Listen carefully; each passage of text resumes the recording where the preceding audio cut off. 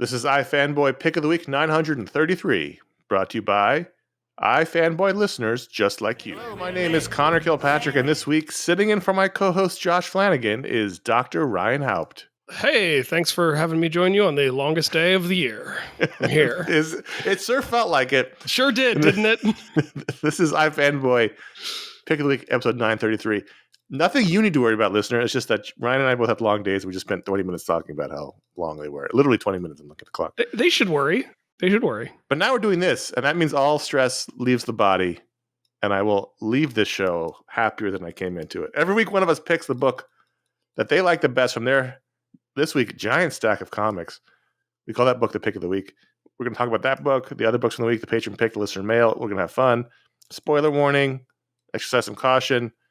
And this week, Ryan, you had to pick. And last week on the show, Josh and I talked about how few books we had and how they weren't good. And we had a hard time. I think we had like 6 books on the rundown, if that. And it was tough. This week, I had 24 books. I ended up dropping one 5 pages in, so it went down to 23. But it was still a lot. But there was a lot of good books this week I enjoyed reading. It was a lot of really solid books, at least for me. And I think because of the long day that you and I both had and the long days leading up to it, reading my comics, I do not want to say it was obligatory because I needed to be on the show, but like I needed to get through them more than I needed to enjoy them. And so I was kind of just cranking through them, and I was cranking through them at a really good clip, and I was enjoying reading them, but like nothing was jumping out at me as like, oh, this is the pick. This is the best book.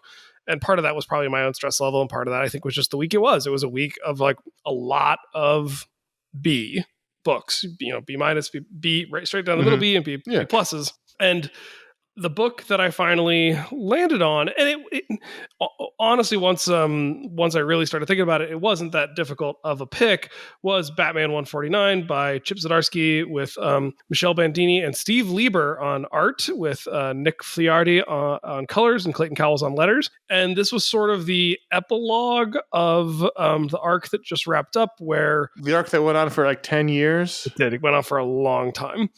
And in that arc... Damian gets captured, and the failsafe Zor-El Batman reveals a new Robin that we then find out is a clone of Bruce Wayne. And they sort of, Bruce and the clone had a moment at the end of issue 148, and my heart dropped for our dear friend Connor Kilpatrick, because the thought that I had was like, oh no, if he's got a son and a clone, like is this become, is this the Peter Parker Batman problem, right? Like Clone Saga. Because obviously you can't have this clone running around, but how do you kill them, or how do you get them off the table in a way that is in keeping with the Batman ethos, especially now that we've got a Batman who has sort of come out of the darkness and is really embracing his role as the father figure of the Bat family. And so this issue, Batman reconnects with that clone Robin, and we learn that the way that the clone body was put together, it's sort of like the original clone stormtroopers. It's aging at a faster rate.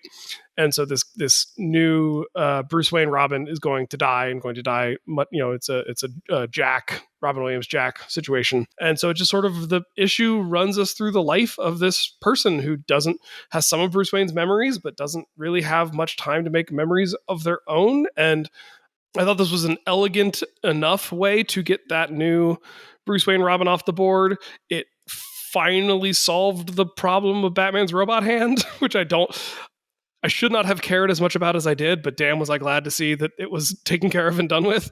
And then there was a little epilogue to the epilogue where Steve Lieber shows up and draws some Bruce Wayne handyman stuff as Bruce gets a new, smaller mansion in the middle of Gotham to house the Bat family at. I mean, we haven't really been talking about this for a long time because it's been terrible. Which is one of the reasons I was afraid to make it the pick, because I didn't want you to be mad at me. No. You should make whatever book you feel is the pick of the pick. It's just been a nightmare to read, this whole Batman saga. And this issue ended up... I mean, I actually did enjoy it as much as I think one possibly could who's been hating it, because it was, at a certain point in the issue, one long string of cosmic wacky buttons resetting everything in the Batman world. And so, when we originally came into this story, that when Chip took over from after, did he go directly after James Tynion, or was it somebody else? It doesn't matter. It was the status quo that James Tynion established with the Joker War, where Batman's broke, the family hates him, and then during Chip's run, he lost a hand. You know, he had like a metal Luke Skywalker hand, and so by the end of this story, as you said, he's got a fortune again because Zarin Ra, whatever the hell his name is, he had his own secret bank accounts with $3 billion in it, and now Bruce has it, which is less than he had before, but still he's a billionaire again. Tres comas. The family is all a family again. They're all good. And then, just saying these things hurt. Vandal Savage, who is now the commissioner of the GCPD, yeah, that's bad, also owns Wayne Manor. Less bad, but still bad. And so Bruce takes some of the money, buys a mansion that still exists, a dilapidated mansion in the heart of Gotham, in a blighted area. And that's not impossible. There is actually a single freestanding mansion in Manhattan that still exists, I think, from the Victorian era. It's up on the Upper West Side. So it could exist. But it definitely felt like they were treating Gotham more like Detroit than Gotham. Yeah. So he buys this mansion. He's going to call it Pennyworth Manor. They're all going to live in it. They're going to be closer to the city, which is totally fine. There was a long period in the 70s where they moved Batman from the manor to a penthouse in the city. So there's precedent. He's got this new mansion. He's got this new fortune. I didn't understand at all how he got the hand back, but I just rolled right through it. Like, I didn't understand the mechanics of it. If you can explain it to me, that'd be great. But I just all of a sudden he had the hand and the clone didn't, and I was like, "What happened?" You know what? I don't care, and I kept reading. It took me a second. It was not immediately obvious. And so he's got a hand, he's got a family, he's got a fortune, he's got a mansion, and Catwoman is sort of back hanging around. So we've sort of reset Bruce Wayne, in the lead up to Batman 150 or whatever the legacy numbering is. So I actually quite enjoyed that because it's one of my favorite things in comics is when you can just, wave the magic wand and reset everything. Because you have to, because these characters have to endure. And so I'm happy to. I think, look, Chip's a great writer. I just have really hated this arc for lots of reasons, and I'm happy to see Chip now sort of get to restart the status quo and start over with a new Bruce Wayne situation. So I'm looking forward to it, even if Vandal Savage is somehow the commissioner of the GCPD. I don't know, who the fuck knows. Yeah, that part was bad. But I mean, have you've been reading this whole thing the whole time, right? I have. And the thing with the hand, it did take me a second, but I think I have an answer. Original flavor Bruce and clone Bruce were talking, and clone Bruce was lamenting that he's got some of Bruce's memories, but not all of them, and doesn't have a chance because he's aging so fast to make memories that are new to him. And he says, for example, your hand, I don't remember, how did we lose that hand? And then Bruce kind of explains a little bit about what happened. And then they end that conversation with clone Bruce saying well, it sucks that I won't have the chance to make my own memories and mistakes and whatever. And so that then Bruce goes into the tower. And I laughed at this one, and this speaks to the day I had. The secretary at Wayne, or the front office person at Wayne Enterprises, says Bruce, I wasn't expecting you in. It's been months. And Bruce says, hold my calls, and then goes up in his office. I'm like, if you've not been there for months, who would still be calling you? But he checks his bank accounts, and then when he goes home, Tim and Damon are out on the porch, and they say don't freak out, but there's been an incident, and we see clone Bruce visibly older but missing a hand. And I think what we're supposed to infer, what I thought at first was oh, did he cut off his own hand so that he would have a similar memory that Bruce had, that he was trying to sync up with Bruce? But what it really was is the clone realized that he could give that hand to Bruce. They would be able to stitch that hand back on, and it wouldn't get rejected because it's the same tissue. And he didn't want to wait until the hand. But then Bruce looks down and he's got something. He has a hand. No, so if you look, there's a very thin line on Bruce's wrist. So he's clearly got a. I see there's a scar, but he says, I don't know. He looks at his hand like he's never seen it before. You know what I mean? When he goes into Wayne Manor, both his hands look flesh tone. So I think he's got a Luke Skywalker flesh covering of it. But it's still the robot hand, because we see the cut off hand in a tank in the next panel. And the clone says, I just didn't want to get any older, so the hand would be weaker. So you're saying that in between the panels, they did a surgery they did a surgery and transferred the hand? No, the surgery happens after the page ends. I think the hand Bruce is looking down at is his robot hand covered in a skin flesh, and they just Right, that's what I'm saying. I'm saying after that page, in between the panels, they did a surgery because yes, that is what I'm saying. we don't see it. It just he's got a hand in the next. Yes, I think that's how Boy, I have to say I was a little worried that this was going to end up in a situation where Bruce was going to transfer into the cloned body. Just because it's been so crazy. At some point, I was worried we were in for an X-Men scenario where Bruce Wayne was going to be a clone going forward. There, he's going to transfer his consciousness into the younger clone. That was before it started aging rapidly, and once that happened, I knew that wasn't. But there was a moment where I was like, "Oh God, are we going to have this thing where he's transferred into the clone body?" Which, you know what? Whatever. Can't we just bring Alfred back? That's what I got to the end of that and thought. But anyway, I have to say I did enjoy reading this. Even if I thought old man clone Bruce didn't look right, the character design, but he looked more like old man Riddler. But, I thought it was a good issue. I really did.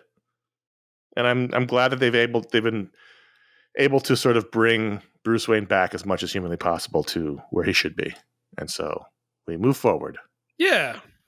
So when you said it, I didn't like freak out. I was like, okay.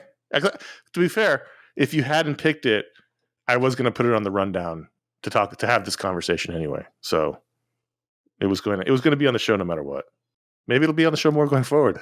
Right? Maybe it resolved the clone Robin thing, which I was nervous about. It resolved the Bruce hand thing, which I didn't care that much about, but was annoying. And then we had some nice Steve Lieber art at the end. So 3 things, which I didn't even notice until you said it. So it looked really good. It did look really good. I would love for him to draw the book going forward. Let's talk about Nightwing 115, which is, again, this is part 2 of 5 of the final arc of Tom Taylor's run on Nightwing. This is still drawn by Bruno Redondo. And it's one of those classic stories where, and I'm still able to do this after all these years, where you get to the end and you just go, oh no, what's going to happen to Dick? Because, Yep. I know that at the end of the story, he's going to be triumphant and he's going to clear his name and save the day. But this is the lowest point where Heartless frames Dick as Heartless, right? So everyone now thinks Dick is Heartless, and so and also, by the way, Heartless and the Zucos know his secret identity, which I didn't love. I didn't think they would be that sloppy. I didn't feel like Bruce would let him go in the ambulance if he knew that he had Nightwing paraphernalia on him. Yeah, that was my biggest issue with the issue, was just that, like, Dick was kind of dumb throughout. Like, there were multiple instances where, like, why, that was a dumb decision. Like, I wouldn't have done that. And Dick's probably smarter than me, or at least better trained. It just felt like the last bit after he wakes up and he's got the Heartless mask on and he's, the cops are surrounding him. I just went, oh no, he's not Heartless. Stop. That's how I felt in my head reading it. And it's good because that means, I'm invested in what's happening in the story. And yeah, it was a good sequence. I mean, like, he runs to the edge of the building and can't jump, but then, like, the cops start to surround him, and, like, he even just, accidentally throwing an elbow as a reflex, or even just losing his balance. Like, he's such a tough, well-trained fighter that he's, like, hurting the cops almost without meaning to. And so then they get really rough with him. And right. I was like, the tension of the situation escalated in a way that felt very organic. I was like, oh yeah, this would get worse before it gets better. Yeah, it has to, right? And I'm just looking through it as we talk, and there's a lot. This, the last bit is an action sequence, and there's a tiny bit of action in the beginning when Dick realizes who Heartless is. But for the most part, it's a lot of talking, and I think Bruno Redondo does a really good job of face acting, and so it still was a really dynamic issue, even if there was just a lot. It was a lot more just discussion. Who does the butler remind me of? Gerald, the evil butler, the evil Alfred. Mm-hmm. John Higgins? No, that's who am I thinking of? He's in all those movies. Best in Show. John Michael Higgins. That's who. That's who he reminds me. I think he's being modeled after John Michael Higgins. He's an actor. Anyway, I thought this was good. I thought DC had a really strong week. We're going to keep talking about DC books, but we'll talk about a Marvel one. The Invincible Iron Man 669 or 19, and this is, I think, the second to last issue of this of this volume. I believe this is the second to last issue of Jared Duggan's run. Definitely seemed like the penultimate issue of the arc. Yeah, we go back in time slightly. This takes place before X-Men 35 or Uncanny X-Men 700, which happened 2 weeks ago, I think. A little behind schedule, this one, but I really like this. This was a lot of fun, where Rhodey has had to break out the original War Machine armor, and he has to recruit a bunch of villains to help him fight Orcus. And so he gives all the villains the technology that they've been hoarding, and so you got some guy wearing Stiltman's armor, and I thought it was really fun. And I really liked the recurring joke of, apparently the Iron Man armor will give you a haircut. Yes, thank you. Which is quite useful. No, that's great. It's the freshen up protocol, and that made me laugh out loud. And it was the reason this was in the running for pick of the week. So Rhodey gets the so this is the original armor. Rhodey gets the early 90s fade flat top haircut. When Arsenio was king of late night. Tony really laughs about, but he says, Tony, don't laugh. If it had been you would have come out of here with a perm, which is what Tony had in the same time period. If you go back and read those comics, Rhodey had a really severe flat top, and Tony had basically a super perm and a mustache.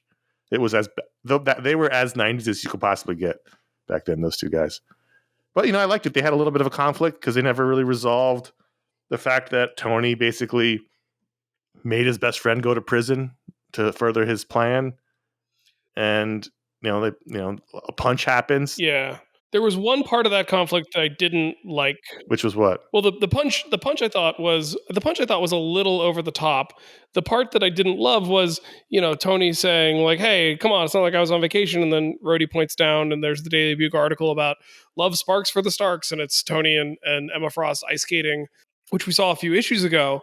But that was Skrulls impersonating. I know Tony and Emma went and did it for real, but it was the newspaper article one was Right. Skrulls impersonating Tony and Emma. So why couldn't, I'm sure this comes up a lot in the Marvel universe, but why couldn't you just say, no, that wasn't me. Those were Skrulls that we paid to impersonate us? Because that would have almost been worse, because in reality, he was doing all that stuff. He was, shacking up with Emma Frost while Rhodey was in prison. So, I mean, it may not have been like wine and roses, but it was also not the worst thing in the world. He wasn't in prison.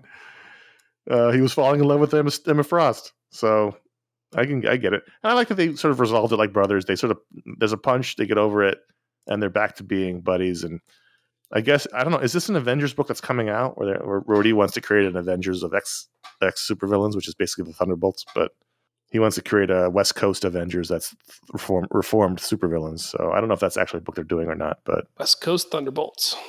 I thought this was fun. I have been loving this Jerry Duggan run. This is issue 19 of the run for the whole way through. And I'll be sad that it's ending next time, and they're going to resolve the romance or not romance or what have you. But I've liked the relationship. I've liked Tony in this. They did put him in the Bruce Wayne scenario of making him broke, but not really, because he seems to have no problem accessing the armor and stuff. So same Batman problem. But I've been enjoying this. I thought this was a fun issue. Me too. I've also been enjoying this series. I've not really been up enough on the X books to understand like why Mysterium is such a magical, wonderful mystery. Like it feels like every couple of issues, like he almost gets stabbed with adamantium, but he's like, no, but I've got Mysterium. Or like Magneto tries to do something, and it's like, you can't, Magneto, because I've got Mysterium. Yeah, that was. I honestly don't remember anymore. It was anytime they went into space in that story, I sort of my eyes glazed over. But some sort of super metal, which I'm fine with. It's like nth metal or whatever. I kind of don't hate the new armor too. Yeah, I'm actually into this relationship too. Like, let's see I kind of want to see where this goes. This seems like a pretty good match. So it's a good match of two egomaniacs, and it works. Two sexy egomaniacs. They found each other, even if it was fake in the beginning. Just like this show. Well, that's how the subtitle of the show is "Sexy Egomaniacs." Did you read Self-Help from Image this week? I did not. It was, I thought it was solid. It was a solid first issue. It's basically like, LA Noire. It's a crime story. It's a miniseries. So basically, this guy who is driving basically Uber bears a striking resemblance to a very famous self-help guru. Think Tony Robbins in the 90s, if you know who that is, or if anyone listening knows who that is. I do. You did back then. I know who Tony Robbins is. So think like Tony Robbins in the 90s, like everybody knew who Tony Robbins was, right? He was that famous for a self-help guy. Like he was just in the pop culture consciousness. So basically take that scenario, move it to now, and there's this guy who's like that level of fame, and he just happens to look a lot like this Uber driver. And so the self-help guru is in a lot of shady trouble with some shady possible Russian guys or something. Not dissimilar from Tony Robbins. And he's got to go to this meeting in the hills, but his car's all fucked up. So basically what happens is by the end of the issue, they've both come together, the self-help guru being in the backseat of this guy's Uber. And situation occurs in which perhaps the self-help guy is dead and the Uber guy is now taken his place and hoping to live a better life. And so that's basically how the first issue is. I thought it was a solid first issue for sort of a crime noir tale where, this guy thinks his life's, he's made an easy decision. His life's going to be better taking this guy's place, but really he has no idea that this other guy is probably in worse shape than he is, even though he's got money. I thought it was a good sort of twisty tale. I didn't honestly know what it was about. I looked through it and I saw I quite liked the art. It had a bit of a Steve Lieber-esque quality to it, sort of cartoony, realistic style. And so I thought I'll give that a go. And I really enjoyed it by the end. If you like that kind of crime story with really solid art. The writers are Owen King and Jesse Kellerman. The art's by Mariana Ignazi. I thought this was incredibly fun. So I'm looking forward to seeing how this goes. It's going to end badly for everybody, and that's how these stories usually go. Quick break time. If you're enjoying this show or any of our past shows or any of the mini shows we do, consider supporting the show today. It's how the shows keep going. It's how we keep making shows. It's how we pay the show bills. It's how we keep the lights on. It's how we justify taking the time away from our families to do all this stuff. And so the main way to help is patreon.com/iFanboy. It's where people can support us directly. But they also unlock shows for everybody. A lot of the shows we do every month, Media Splodes, Talksplode, Booksplodes, they were all unlocked by the patrons. You become part of a great community. There's one on Discord, there's one on Facebook, and you also have the monthly patron hangout, which is happening just a week or so. You can sign up for a yearly membership at 10% off the total cost. There's also tier exclusive merchandise. So after 3 months, you get exclusive merch dedicated to the tier you're at. I don't even have it. I can't even get it. I'd love one of those t-shirts, but I don't have one. And at the $5 or higher level, you get a patron power on the show. You get access to a Discord server. At $10 or higher, you get ad-free feed of this show. So check it out. More details at patreon.com/iFanboy. iFanboy.threadless.com is our merch store. We got 13 designs on t-shirts and more. iFanboy.com/support is our direct donation via PayPal. It's like our digital tip jar. And iFanboy.com/Amazon is where you can find a general shopping link where we get a little piece of your purchase, not from you, but from the bigger corporation. You can also find our direct links to our Booksplode books there. And we also have partnered with bookshop.org.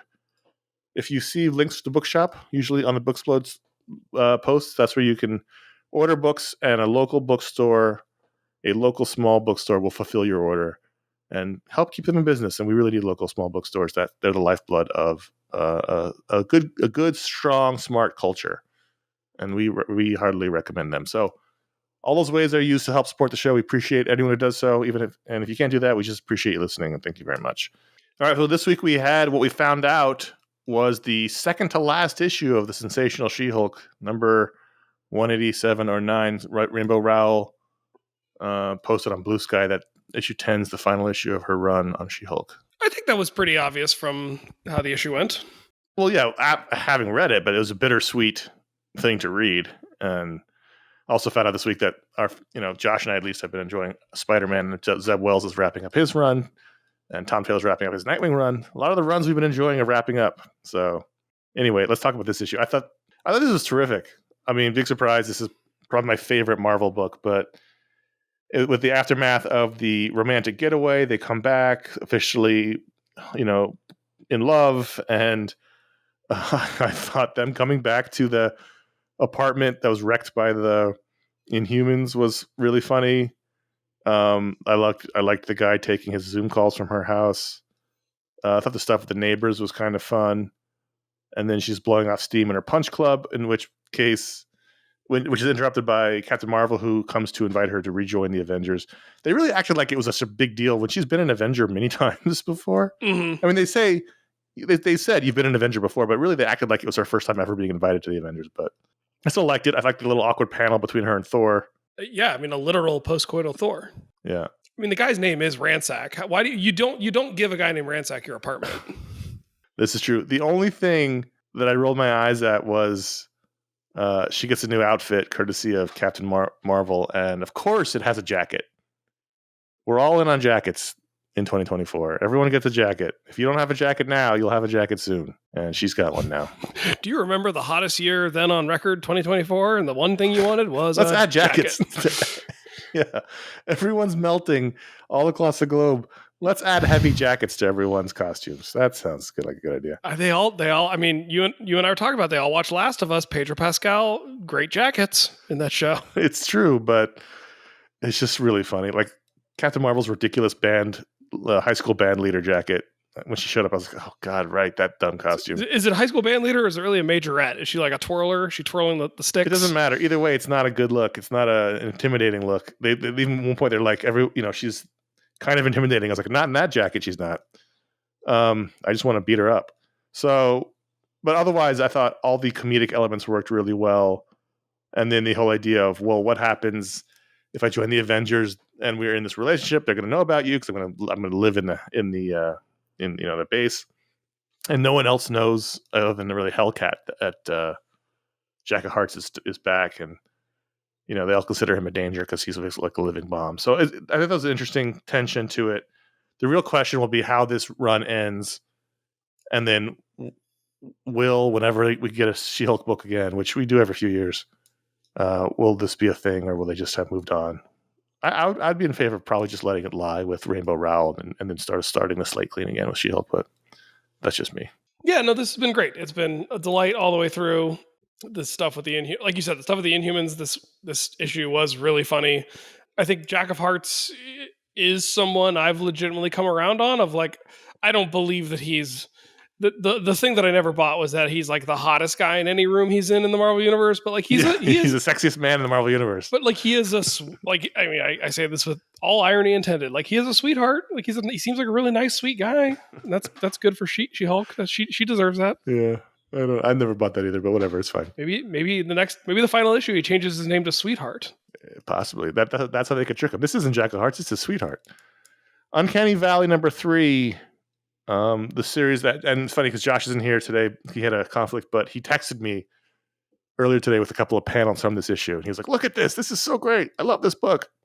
And so the story continues. I thought this issue was the least good of the 3, but also still good. But this was the least good so far. Yeah, I agree.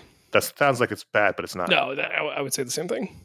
Yeah, I mean, there was a lot of chaos in this issue. We're introduced to a lot of new characters. We sort of codify the rules of the Wile E. Coyote Roadrunner painted on tunnel transfer, which I thought was clever. And then the idea that like you can't kill a toon, but you can blot them out with primer. Yeah, that was interesting. So they were, in the Who Framed Roger Rabbit, it was all about, was it paint thinner? They were all afraid of being dunked in. Wasn't that it? Mm-hmm. Like barrels of paint thinner that would dissolve the tunes. Well, here it's primer paint, and that would basically paint them over, and it's almost like whiteout. Mm-hmm. Is the ultimate. And I thought that was interesting. And they're having this big brawl with all these other tunes show up, and there's a little Jack Kirby homage in there, and then the Prospect Pete or whatever his name is shows up with primer paint, and they're all terrified. That was a really good scene. Where was the Jack Kirby homage? The race car. The guy that turns into the race car. That was one of he designed a lot of those. Kung Fu Buggy. Yeah, he designed a lot of those Hanna-Barbera characters back then. Oh, I didn't know that. And so that was one of the things he did. That's cool. Yeah. And then plus the kid, more powers present themselves. He punches a guy with a toon arm. And I thought this was a solid issue for sure. This still remains a very good series. I think it's a miniseries. Who knows? Who knows anymore? They're all miniseries. I didn't want to let a week go by without talking about G.I. Joe, which is important because we had a new issue, number 1, Destro, number 1, written by Dan Waters with art by Andre Bresson, who I don't think I've ever seen draw anything that Josh Williams didn't write. But Destro is always one of the most interesting characters in G.I. Joe. He's the arms dealer that supplies Cobra its weapons, but also is always trying to sort of vie for control of Cobra with Cobra Commander. Destro is sort of a neutral character, but he sees himself as a world leader with that Baroness on his arm. But it also allows him to sort of play in the gray area. In the original series, there were times where he sort of even helped G.I. Joe. So in that sense, he's a more interesting character in that sense. Did you read this? I did, begrudgingly. Not begrudgingly, but like begrudgingly. No, begrudgingly was the wrong word. But we've discussed that I don't have the same G.I. Joe bona fides that y'all have, but yeah. Totally. I have been enjoying the Energon Universe stuff writ large, so I've been trying to keep up with it. I just, I mentioned on the show a couple of weeks ago, like I was reading a comic that Destro appeared in, and Cal was watching me read and said, like, who's that guy? And I said, I think that's Destro. So like that's the level of familiarity I have with this character is I think that's Destro. And it is. It's layered Destro. Yeah, he's a Scottish arms dealer, although I always wish they would kind of write his dialogue phonetically, but I know people hate that. I thought this issue was okay. I thought it was good. I didn't think it was probably the least good of all the Energon G.I. Joe books so far. It didn't wow me. I thought it was solid, but I didn't finish it going, damn, that was awesome, like they have with Scarlet or Cobra Commander or Duke. I really liked the first half of the issue a lot. I really liked the takeover of the sort of late stage Soviet-esque socialist republic with the failed leader and the people marching on the walls. I felt like that was a very G.I. Joe version of the Alex Garland Civil War final sequence that just came out. And then I also really liked him going up to the Scottish Highlands that are drawn like the fucking Himalayas, but that's fine. But I really liked the sequence of him like talking to his dead ancestors, looking for wisdom and advice. And then once it cut to like the arms dealership and the pool party and all that other stuff, I dropped and Zomax and Tamat or Tomax and Zamat or whatever the names are. That was where it sort of lost me a little bit. I did not enjoy it. And I mean, all these Energon G.I. Joe books have been really good, so I'll stick with this, but I agree with you that this was maybe the weakest of the most recent offerings. I wish they would decide what the rules are for his mask, because like it's supposed to be just a metal mask he wears, but it acts like a face. It has full expression. It's always been that way. I was kind of hoping with this new Energon universe, we would get sort of a more, I think it's scarier if he's just a blank mask, not like Cobra Commander's blank mask, but not a face mask. We just kind of roll with it. This metal mask he wears has full expression and a regular mouth and everything, but I was kind of hoping it wouldn't. I didn't know if the woman at the pool was supposed to be Baroness, because it's not exactly her name, but it's close. But we've already seen Baroness in the Duke book, and this is definitely not her. I don't know. I liked it, but I didn't love it. That's all I'll say. Yeah, I mean, she sexually harasses her assistant on the first page that we're introduced to her, and that's not appropriate. It's not appropriate workplace behavior. It is not, but it tells you everything about her. What is awesome, though, continues to be Batman Superman World's Finest, this issue 28. This is the miracle book that just keeps on coming out. It exists in its own bubble. It is firmly in the sort of silver bronze age style, and I don't know how it keeps coming, but it does. And I really like this issue. I like the cult, they brought back, which has not been around for a while, the tension between Robin and Supergirl, which when it was finally revealed was kind of a letdown. It was probably my least favorite issue of the entire run. It was the one I was most looking forward to was the flashback to the date, which made them have tension, but it wasn't that bad as we talked about. I think you were on that episode. Mm-hmm. I was.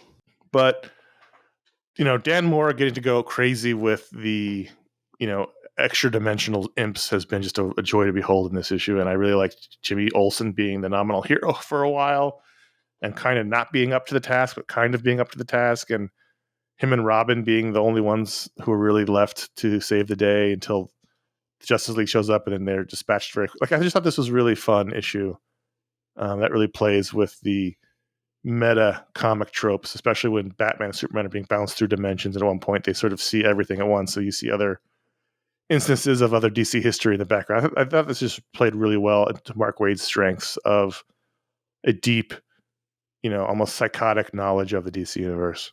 Yeah, this was great.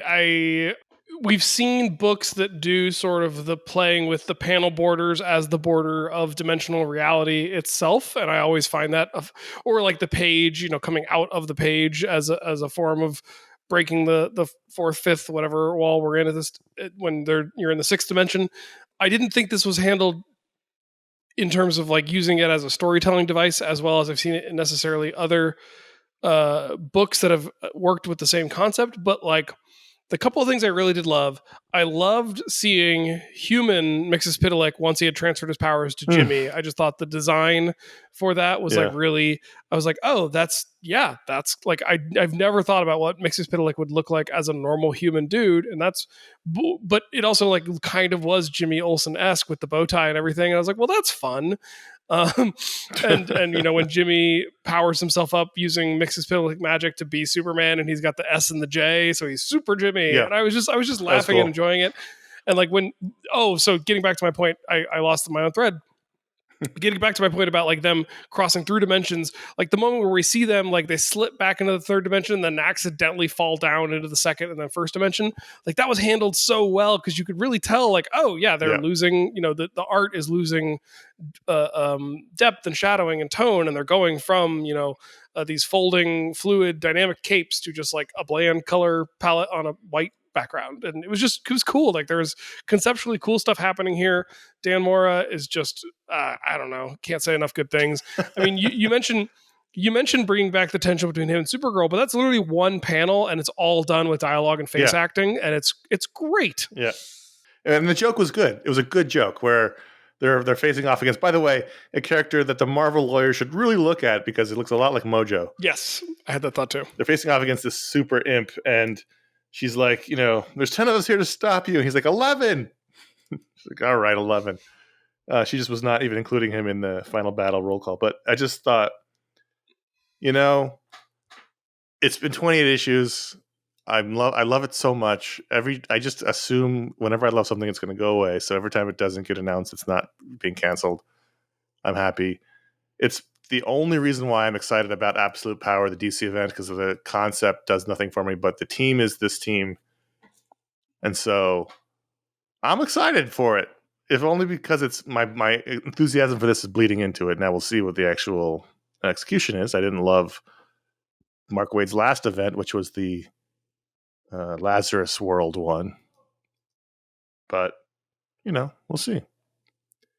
So, those are the books we wanted to talk about, but at patreon.com/iFanboy, every patron gets a vote to add a book to the rundown. This week, by an overwhelming margin, it was almost 3-1 votes over the second place book. The winner was Uncle Scrooge and the Infinity Dime, #1 from Marvel Comics, written by Jason Aaron, art by Paolo Motura, Francesco Diapolito, Alessandro Pastrovicchio, Vitali Mangiatordi, and Giada Perisinotto. I apologize if any of those are incorrect. Inks by Lucio Di Giuseppe, colors by Ariana Consoni, and letters by Joey Caramagna. He gets in there by virtue of being Italian-American. And there's a backup story, not backup, but there's a reprint we'll get to in a minute. I'm curious before we dive in. I didn't mean to make that pun, but I was looking at the cover. Ryan, do you have a history of reading the Ducks books? Carl Barks, Don Rosa, any of those characters? Donald Duck? I mean, not the cartoons, not DuckTales, but did you have any history with the comics? No, I only have history with the cartoons, but my history is like ingrained enough deeply in my brain that if I see a turn signal that is flashing at the rhythm of the opening song for DuckTales, like dun, dun, dun, dun, dun, dun, like it hits, it's that deeply rooted in my brain, but only the cartoon, never the comics. As a kid, I had many Duck books. I don't, I'm sure they were they of course were reprints. They used to reprint them all the time. I had a big stack of Duck books. When I was a kid, I had a wide range of comics that I read. In addition to Marvel and DC, I read a lot of Archie books. I read a lot of the Duck books.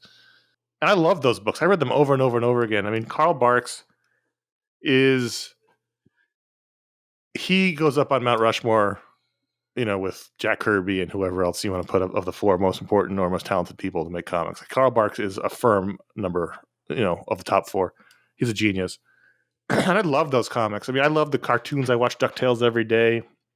But those books were terrific, and I read them over and over and over as a kid. So a couple of years ago, they started putting out really beautiful reprinted collections. I don't remember what company did it. I have 2 of them. I don't know why I only have 2. I need to have more. One of them was a book of the month back when we did books of the month. It was the first edition that came out from Uncle Scrooge, because they did Donald Duck as well. But they're beautiful comics. They're wonderful pieces of history. The storytelling is unmatched. And as Jason Aaron talks about in the opening essay here, he's always, in a similar way, he came to the Ducks later. He came to them through his kid, reading his kid Duck comics and realizing that these were genius put together, and is now a huge fan of the work. And so this is his sort of love letter to that. And in so much as he takes one of the classic stories, Christmas on Bear Mountain, which is the book that the story reprinted in the back of this issue, and he decides to go multiverse on us and has the characters make a different decision in the very beginning of the story, which changes everything. What did you think of the main story at Uncle Scrooge and the Infinity Dime? This might be the story that breaks me on all the we've been complaining about multiverses forever. This might have been a bridge. This might have been a Duckburg too far for me. I might be done fully with multiverses. I actually thought of you and Paul, our colleague Paul Montgomery, because was it on the Crisis show we were talking about too much multiverse? Was that it? We were talking about? Yeah, I might have been, but there's definitely too much multiverse, and this might be the one that finally does me in. Even though I saw the title, I didn't really think about what it could mean. And when I started reading it, I went, oh no, we're doing a Uncle Scrooge multiverse story. And then I started thinking about you guys and how we had the conversation about how everything is multiverse now and it's too much. And every sort of, even non-superhero stuff's doing multiverse stories, and it's too much. Also, another character who should maybe be rewritten with a proper Scottish brogue. Yeah, I get that. I mean, I guess historically they weren't, so. I mean, I enjoyed it, even though I had the same thought as you that I didn't really want a Scrooge multiverse story. It was sort of exhausting, but for what it was, it felt like in the vein of these classic DuckTales, which was, especially the Scrooge stories, were always this high adventure. He was always traveling the globe. He'd always get involved with some, big sort of pulpy plot. And it did feel that way, even if it was involving, 15 Donald Ducks attacking 100 Beagle Boys and, one ultimate Scrooge who decides to get all the money from all of the Scrooges all over the multiverse once he discovers the multiverse. Like, it felt almost they were Marvelizing Scrooge a bit, which I didn't need, but yeah, yep. But I did like it. But what was interesting was, I know you didn't read the backup just because of time constraints. However, I was enjoying it, and the art from the, Italian crew, all these guys was good, I thought. But then when I got to the Carl Barks story that this was based on, which is just wonderful, and if I had a pick, I would have wanted to make it this in the same way Josh wanted to make the Frank Miller backup Daredevil story a couple weeks ago, the pick of the week. You just see the difference in how clean and beautiful the storytelling is in the Carl Barks stuff, and then how sort of overstuffed the modern comic pages are in the first panel, the first part of the book. Like, I'm just looking through it now, and there's just so much going on. Yeah. And the colors are so computery, moderny. And then you go back to Carl Barks, and it's clean and it's flat and beautiful and it's crisp. The storytelling, I'm scrolling very quickly through the page, and I can still follow the panels. Whereas if I do that in the first book, I'm immediately lost because there's so much happening. It's not necessarily a criticism, but it's just an example of how different the styles are, and what the expectations are, I guess, in a modern comic versus one from decades and decades and decades and decades ago. But I did like it. Good. No, I did like it. You've seen that whole thing about how, like, Donald Duck was in the war, and so when he's unleashed on the Beagle Boys, and they're like, "Oh shit, you're getting sick with the Donalds." It's like, yeah, you're sicking a duck who's having an episode of PTSD on these Beagle Boys, and that's not okay. That's think about the mental health of the Donald Ducks. Yeah, I mean, Donald Duck's always been like the lunatic of the group. He's not a lunatic. He's suffering. He suffered trauma. He was in the war. No, not even without that, he was always like hot tempered. He always flew off the handle. It's a trauma response. His nephews were the sort of wily, smart schemers, and Scrooge McDuck was the force of nature who, literally scrapped his way up from having one dime to his name to having the money bin. But Donald was always sort of the hot tempered one. Even in the cartoons, Donald was always the hot tempered one. So the original story happened in 1947. And in that story, Scrooge wants to test his family, and he invites his Donald and Huey, Dewey, and Louie up to his mountain cabin because they're broke and they can't afford anything for Christmas, not even food. But he says, "Come to the cabin. There's food. There's presents. You'll have a great time." Not unbeknownst to them, he's going to test their metal. Well, in the Infinity Dime story, they make a wrong turn basically, and end up not at the cabin, which causes Scrooge to sort of, spiral that his family sucks and ends up by accident discovering the multiverse. While he's very bitter and angry, and then I honestly didn't catch that at all. That was not clear to me. Yeah, no, I don't think it was necessary. It's just something you learned if you read the backup story, which is what they were going. The first two panels is them going up to the cabin. It's not super clear unless you're familiar with the story that that's what's happening. But I don't necessarily think it's necessarily needed. This is just a bitter and angry Scrooge who discovers the multiverse and decides he's going to take it all for himself. And that sort of leads us to where the story goes. I don't know. I mean, part of the reason I think I didn't catch that piece of it is because the art is so overstuffed. Mm.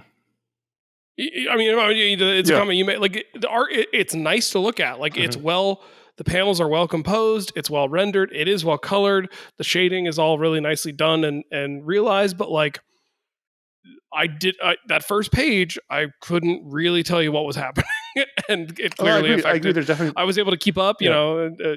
There's definitely storytelling problems. I mean, if you scroll through the back half, you can see, the difference in how it looks. I mean, granted, one was made in 1947, one was made in 2024, but it's just a different style. It's more about crisp and clean storytelling than it is, stuffing every page with as many characters and details as possible. It's just a different experience. But I did like reading it. I'm happy that, if Marvel has this license, if they're part of Disney, then, go for it. They're going to do a whole series of Marvel and Disney character mashups. I'll read those. I'm looking forward to it. I'm glad that Jason Aaron got to write a Scrooge story that, as a homage to the books he loved. I thought he did a good job. It just, I thought a couple of, I don't know if it was his idea or their idea, or having it be a multiverse story was really just kind of an existential turnoff, which, has nothing to do with the actual panel to panel, page to page writing. Just more of the concept was not that exciting. Even if I did like these sequences in the story.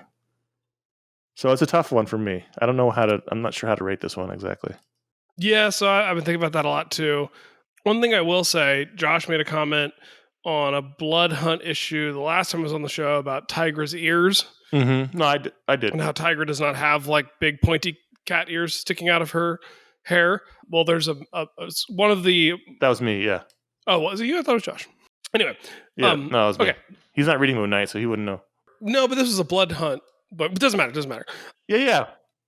The point is, we clearly iFanboy needs to host a cat ear symposium because there's a Scrooge that's riding a lion in this book, and it's clearly meant to be like a Simba Mufasa type lion, but again, it has giant pointy ears sticking through its mane.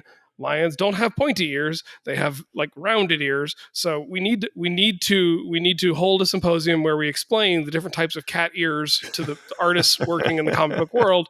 Now, Connor, if you want to have a colloquium on pizza slices as a part of this conference. I think we can make that work. But the most important thing to figure out is cat ear morphology for the people drawing our comics. Yeah, so if we do Mondays cat ears, Tuesdays pizza, we can plan out a whole week-long symposium. Maybe they just don't have lions in Italy. They used to. It's a whole thing. There's just no lions in Italy, and so they don't know. But they used to feed Christians to them. I don't know. I think let's do ratings on Uncle Scrooge and the Infinity Diner #1 ratings. This is a tough one because I thought the art was good, even if it's too much. I thought the writing was good, even if I didn't like the concept. 3. I mean, obviously, the Christmas on Bear Mountain is a 5, but I'm not going to put that into the rating. I go 3. I'll tell you why. I go 3 for the following reasons. That's not terrible. That's not terrible. I read Jason Aaron's pre-essay, which was helpful, and I think what Jason Aaron wrote about this character, I believe, is true for him and his family and the relationship he's developed with this character as his kids have grown up.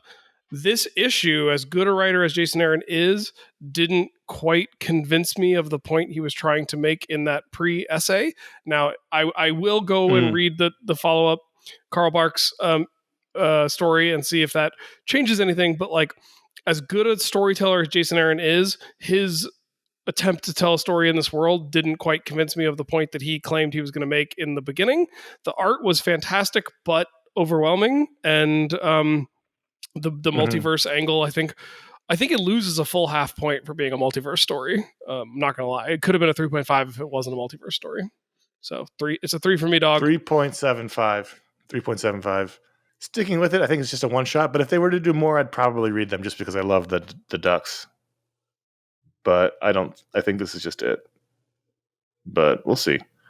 Patreon.com/iFanboy. Every patron gets to vote out a book to the rundown. Thanks for voting this week. We appreciate it. But if you give at the $5 or higher level, you get a patron power live on the show. And this week, Ryan is going to hand it out. I'm going to hand it out to Joe Burkel. And Joe Burkel has an amazing and not at all inspired by what we've just been talking about power, where Joe can dive into and swim through loose media that normally cannot be swamped through, e.g. coins. So he can swim through coins. Any loose media any kind of... that normally cannot be swamped through. Like gravel. Like if there was a gravel pit, right? Or sand, like a sand dune. Like maybe he's the Isan Al-Gaib or whatever it is in Dune, where like he's the worm though. He can like swim through the sand like the worms can. So any medium that humans normally couldn't swim through, but is like a semi-solid sort of media, like a pile of coins or pile of sand or pile of gravel or dirt or whatever. Dirt, earthworm Joe, we call him. Oh wow! So he could aerate your soil. He could swamp through it. Which I've decided that the past tense of to swim is swamped. He done swamped through the dirt, swamped and now your dirt is aerated because it'd been done swamped through by Earthworm Joe. That sounds like a regional thing. Well, sure, yeah. I mean, Jason Aaron's from the Kansas City area. I think it's from there. So thanks, Joe, for being a patron. Patreon.com/iFanboy. I think the emails we have are relatively quick, so we'll do those. Jordan B writes and says, in episode 926, the bell came back. I completely forgot about the bell. It is something that I think you guys should potentially keep permanently. With so many new releases, there are times that books I'm either reading or curious about don't get mentioned or talked about. This would be a good way to include more books and reviews in your show without dramatically increasing the length. As an example, I was thinking of picking up Blown Away, but Josh's 2-word review was enough to change my mind. So you had your first bell experience on episode 926, Ryan. Would you want to do the bell every week? No, too stressful. It's a little stressful. No. I mean, it's super fun. It's fun for us to do when it's not stressful. And I from the feedback, it's fun to listen to. But if we did it every week, it wouldn't be as fun anymore. After a couple of weeks, you guys would be it wouldn't be as funny. It just wouldn't. Too much of a good thing is never enough. Is that the saying? It just wouldn't. It wouldn't be fun. It just wouldn't. And also, a lot of weeks don't require it. Yeah. I had a lot of books this week, but last week I had like 8. And the week before that, I didn't have that many either. And so sometimes there's just not enough books. We only break it out once a year or so because, there's those crazy random weeks where a ton of books come out and we just have so many we want to talk about. But a random week where I read 15 books, there's maybe in that 15, 8 worth saying something about. And it just wouldn't be good. It wouldn't be special. It would lose its specialness if we did it every week. I think what I would say is the bell didn't actually, you should potentially keep it permanently. I think it is here to stay. It is a permanent feature of the show, but one that is only deployed when needed. Batman doesn't use the Bat submarine every issue because not every Bat problem requires a Bat submarine solution. But when there is that's exactly right. Yeah, thank you. It's like break glass, and grab axe when there's a fire. Like when there's a crazy week, we break the glass and we pull the bell out. Like it's for emergencies only, and it's not always needed.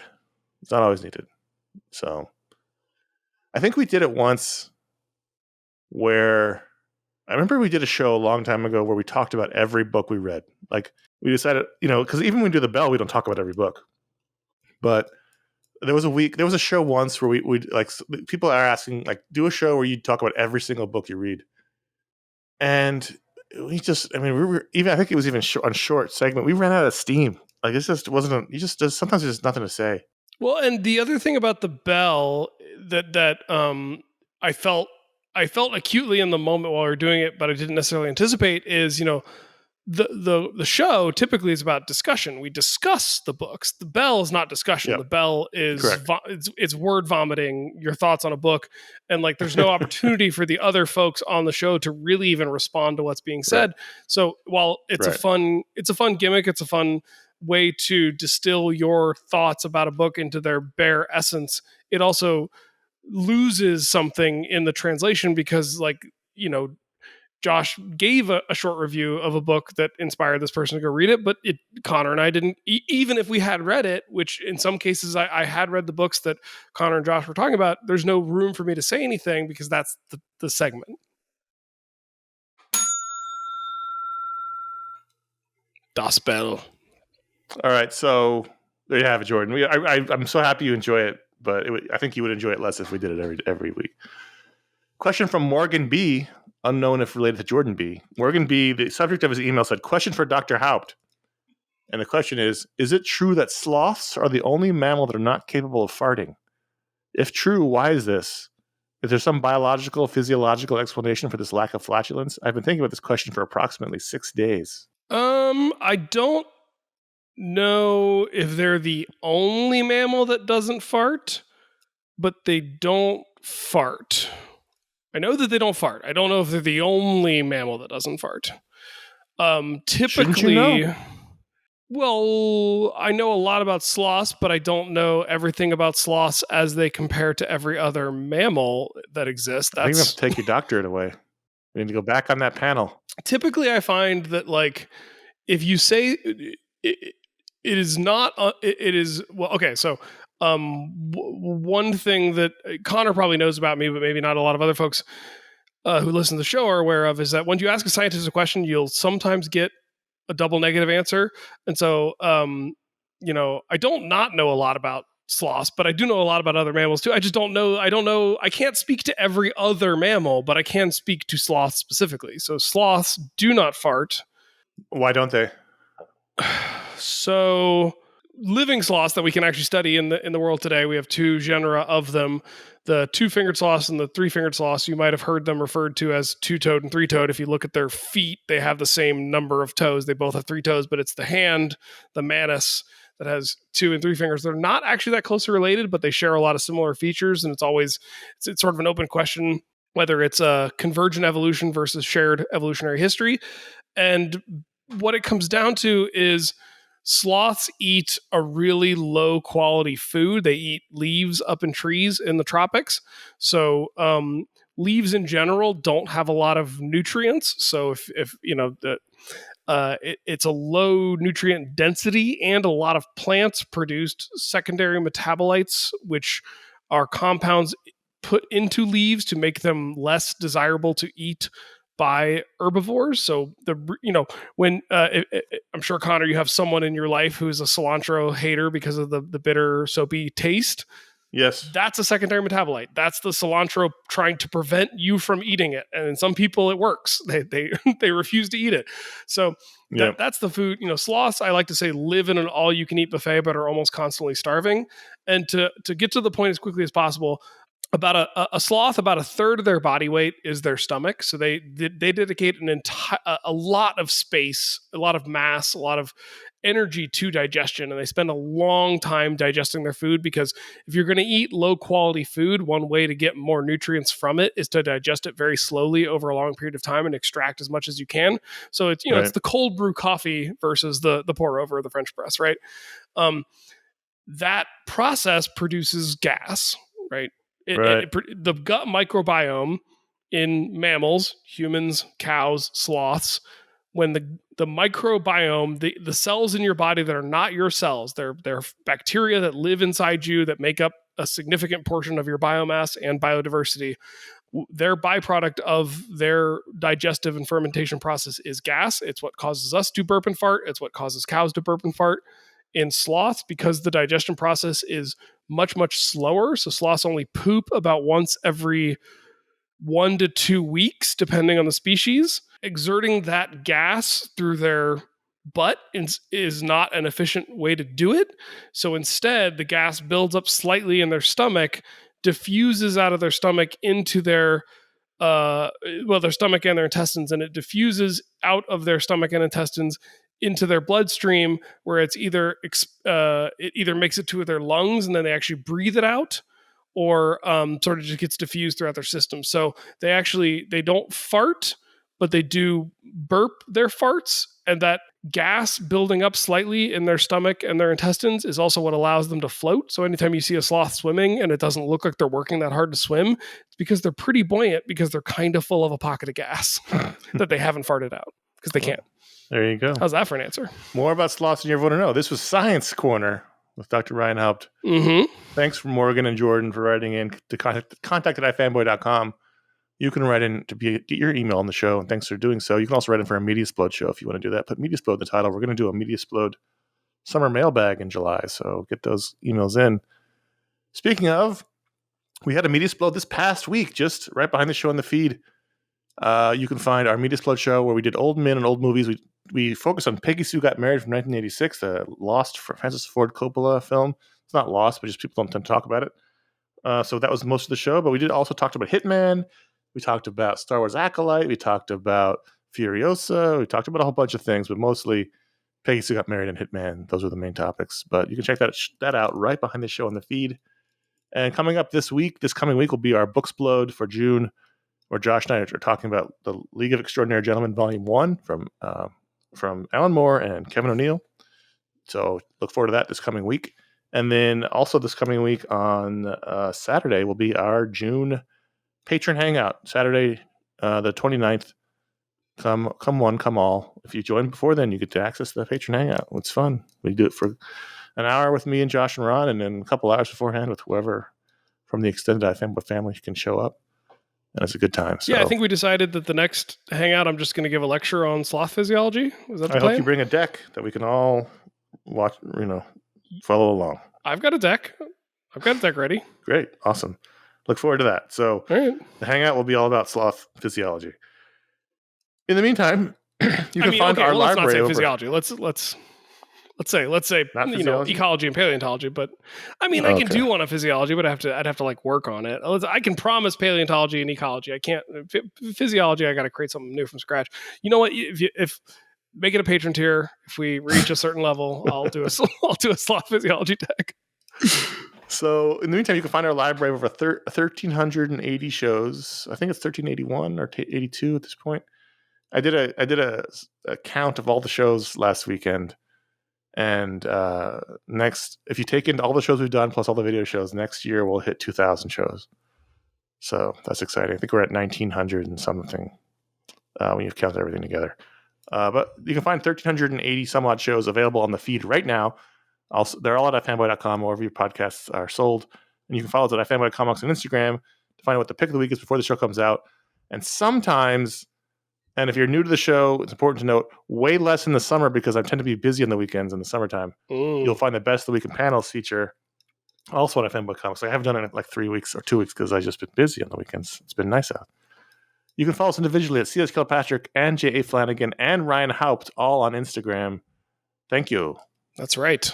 And did you know, dear listener, that there's a tube you can access? That's right. It's called youtube.com/ifanboy, where you'll find old video shows as well as this show gets posted every week with no video component. But if that's the platform in which you consume your media, go check it out there and enjoy it. You can also write a review or leave a star rating anywhere you get your your pods casted to. That includes Apple Podcasts, Spotify, or any other platform out there on the World Wide Web. Thanks for listening, everybody. It was a long day, and it kept getting longer. Funny how that happened. It's like it was the longest day of the year. But we all made it through together. We held hands and we jumped. Yeah. And that tends to be how it goes around here. Thank you, Ryan, for sitting in for Josh. Thank you out there in listener land for listening. We appreciate it. We'll talk to you next week. Until then, I'm Connor. I will remain Ryan. Unlike sloths, I do fart. And my kid thinks it's funny.